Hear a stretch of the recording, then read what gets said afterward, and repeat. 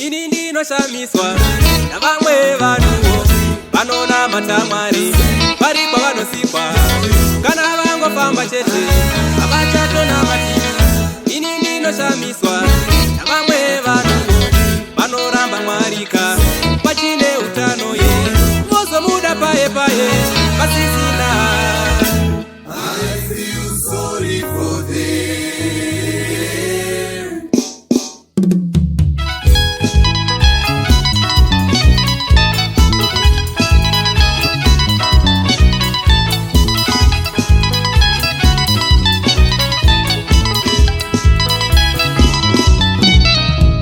Katina mate Mwari nguva dzose, katina mate Mwari nguva dzose, katina mate Mwari nguva dzose, katina mate Mwari nguva dzose, katina mate Mwari pese pese yo, katina mate Mwari pese pese.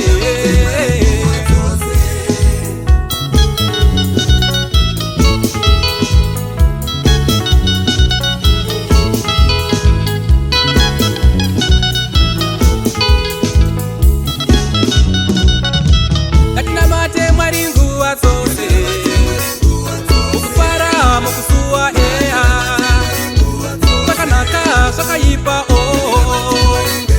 zvichipatsa zvichirwadza eya.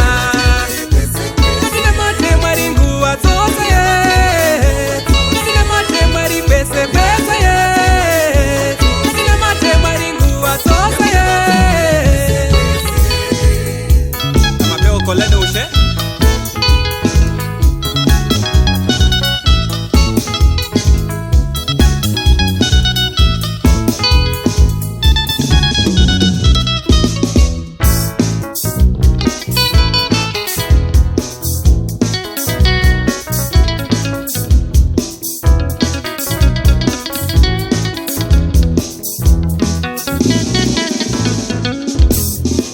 kutya Mwari iwo mavambo esiwo, itya Mwari iwo mavambo esiwo, kutya Mwari iwo mavambo esiwo, itya Mwari iwo mavambo esiwo, kutya Mwari iwo mavambo esiwo, itya Mwari iwo mavambo esiwo.